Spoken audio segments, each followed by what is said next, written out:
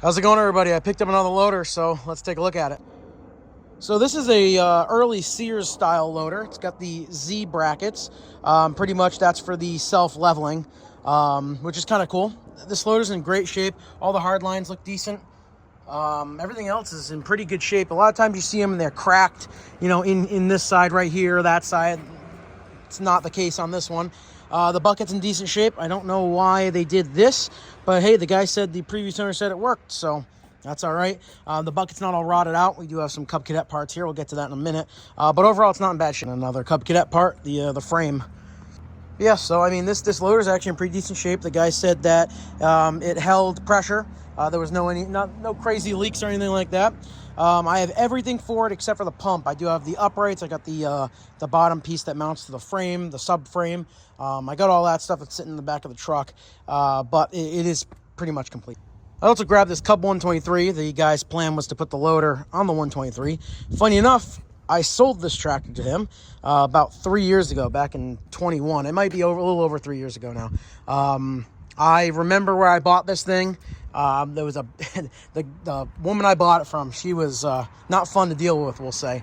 But yeah, it's just been, he just had it sitting. I got one of the dash towers is in there. There's a separate one as well.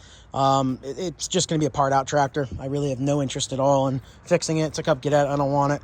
So anybody needs parts, I got them. Also got a Cub Cadet Hydro rear end. I believe this is the splined axle setup, so some of the pulling guys might be interested. I could be totally wrong. I don't know much about the Cub Cadet stuff, but it does, everything spins. It's got the drive shaft on it, so that's pretty cool. And while we're at it, might as well show off a couple other things I picked up. Picked up these two John Deeres, I guess last week, about a week ago. LT 155 speed. The hood's seen better days for sure, but it actually runs and drives really good. It's got a 38-inch mower deck. It just sucks that these hoods are so bad. LT 160. This is actually the one I went for, and I ended up with both of them. It's got a new bumper on the front there. This is the twin touch setup, 42-inch deck, 16 horse Kohler Command. Probably my favorite setup for drive on any tractor is the twin touch. And then we just got another John Deere, an LA 110. So sad what they did to the 110 name. I mean, this is just a disgrace, to be honest. But I think this one's already sold. It's good for homeowners. It's just not a garden tractor anymore. 125, I think I showed that in the last video. And I also picked up this 20-foot trailer right here.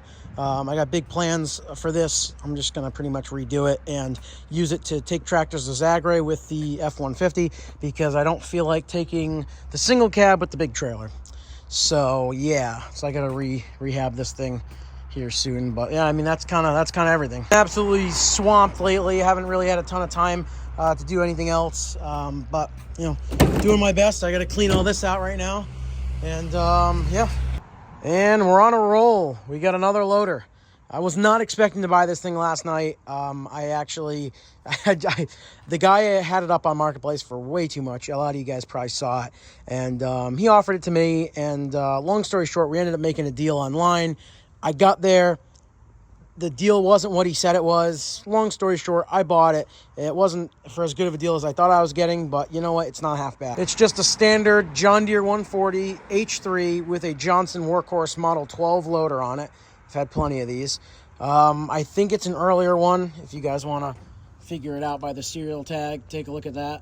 Tell me what it is. It runs, it drives. The loader works on it. It runs pretty good. The rear end needs a full service. The rear end fluid's bad in it. The guy says that the power steering is bad on it. If you know anything about these tractors, it's not power steering. I was thinking maybe someone swapped like a Brantley power steering kit into it. No, it's just that the steering box is out of adjustment, like they all are. So that's that. That's going to get fixed. Got to change out the rear end fluid, do a full service on the motor, though the oil doesn't look that bad. And I'm likely going to switch out the belt on the pump as well, just as preventative maintenance. Something that I never have seen before on a Johnson, don't know if this is factory, it's probably not, is this bar that pretty much ties it together. Yeah, I've never seen another one. Maybe all mine have been missing them. If that's an add-on, that's a great add-on. That's very smart of whoever did that. Yeah, I also got this little spike aerator / seeder. I need that for my lawn. We're going to seed the lawn this year, so that's why that's here. But yeah, I mean, weights, chains, all the usual stuff, 23 1012s or 1050 12s on the back, and it starts up, runs, drives. Loader works. Can't really complain about it. Yeah, we got quite a few loaders as of right now. I'm actually going to go ahead and do a video of all the loaders that I have. I'm going to set them up, take a picture of them all. But yeah, that's pretty much it. Now I think that's it with this video. I'm going to go ahead, edit this video tonight, and get it up as soon as I possibly can. But yeah, there you guys go.